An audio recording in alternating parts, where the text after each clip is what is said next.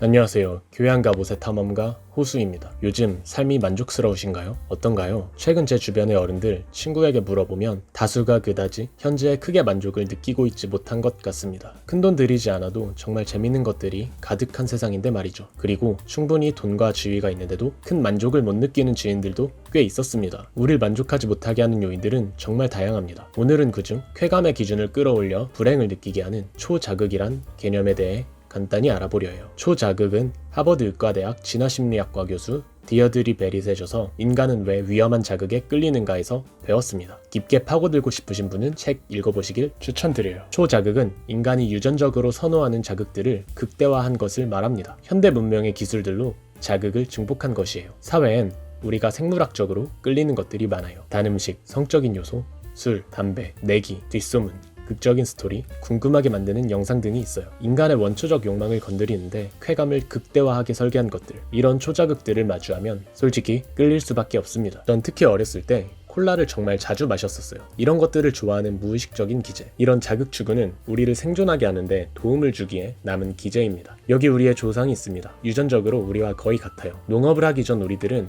종일 돌아다니며 생존해야 했어요. 이때는 단 음식, 멋진 이성, 중독성 물질, 유명인의 가십, 자극적 콘텐츠들을 마주하기는 정말 어려웠어요. 특히 가끔 발견하는 당분은 많은 거리를 움직여야 하는 조상들에겐 정말 귀한 것이었죠. 하루 종일 보물 찾듯 돌아다니다가 발견한 과일과 꿀, 얼마나 맛있고 짜릿했을까요? 멋진 이성도 그렇죠. 많아봤자 100명이 넘어가지 않는 사회 안에서 잘생기고 예쁜 사람이 몇 명이나 있었을까요? 보기 정말 희귀했겠죠. 그땐 연초도, 정제약도, 도박장도, 게임도, 책도, 신문도, 라디오도, TV도, 스마트폰도, 유튜브도 없었어요. 즉, 강렬한 자극은 정말 가끔 만나는 귀한 것이었어요. 우리의 신체는 이러한 환경에 맞게 세팅된 상태입니다. 그러나 문명은 인간의 신체 변화 적응 속도보다 너무나 빠르게 발전했어요. 현대 우리는 어떤가요? 이러한 초자극들의 폭격 속에서 살아가고 있죠. 신체는 사실 과거에 수렵 채집하던 시절과 큰 차이가 없는데 말이에요. 인간의 타고난 쾌감 추구 본능과 문명의 결합으로 인한 엄청난 자극들. 그런데 다시 한번 생각해보죠. 이 수많은 자극들을 통해 진정한 만족을 느끼고 있으신가요? 이상하게 단 것을 더 먹을수록 더 자극적인 영상, 스토리, 게임, 콘텐츠들을 소비할수록 더 큰 갈망을 느끼게 되지 않나요? 이는 자연스러운 결과입니다. 우리 인간의 뇌는 쾌감에 적응하도록 되어 있어요. 우린 쾌감에 쉽게 적응해요. 인간은 불만족하는 동물입니다. 그리고 더 큰 자극을 찾죠. 이 메커니즘을 이해해야 해요. 만약 평생 만족만 하면 우린 행동하지 않을 것이고 생존에 불리하겠죠.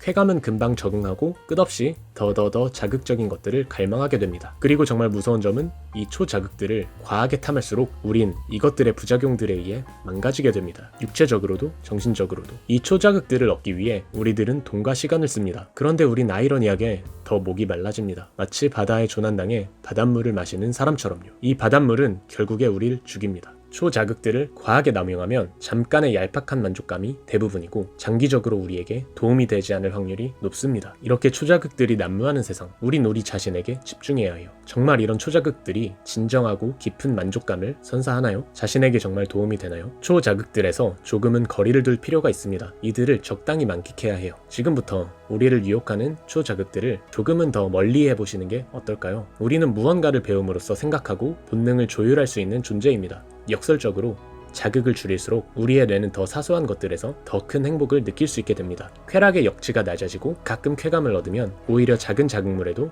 큰 만족을 느낄 수 있어요. 우린 의도적으로 어느 정도는 수도승처럼 생활할 필요가 있는 시대를 살아가고 있어요. 단 음식, 자극적이고 빠르게 소비하는 콘텐츠, 화학물질 등을 조금은 줄여보는 게 어떨까요? 저도 습관적으로 사먹게 되는 간식들을 좀 더 줄여보려고 해요. 짧으면서도 흥미로운 자극을 끝없이 주는 릴스도 마찬가지고요. 완전히 끊을 순 없지만 줄이려고 하는 이 노력, 경향성은 매우 중요해요. 이 작은 차이가 쌓이면 복리로 작용해서 엄청난 차이가 발생할 거라 확신해요. 자극들을 줄여서 여백을 만들어 봅시다. 빈 공간이 있어야 채울 수도 있습니다. 끝없이 자극들을 밀어넣기보다 사이사이에 빈 공간을 만들어 보는 게 어떨까요? 차분한 산책, 명상, 심호흡, 자연 바라보기 등의 활동은 우리의 복잡한 마음과 지친 신체를 재정비하는 효과를 가져다줘요. 우린 긍정적 선순환 고리를 만들 필요가 있어요. 그리고 이 자극들을 줄이는 데는 돈도 들지 않죠. 돈도 시간도 건강도 아끼면서 만족감까지 는다면 굳이 안 할 이유가 없지 않을까요? 마지막으로 영상 간단히 정리해 볼게요. 정상적인 자극을 극대화한 초자극들이 가득한 시대. 우린 이 자극들이 정상이 아니란 걸 이해하고 적당히 줄이려는 노력이 필요합니다. 오늘은 큼지막하고 큰 주제를 다뤘네요. 사람들에게 꼭 필요한 정보에 대해 하고 싶은 다양한 얘기가 많습니다. 초자극에 대해 경각심이 없는 소중한 사람들에게 이 영상을 꼭 공유해주세요. 우린 이런 교양들로 정신을 무장해서 건강하게 제대로 살아나가 봐요. 다음에도 세상을 살아가는 우리에게 꼭 필요한 교양 정보와 통찰로 찾아뵐게요.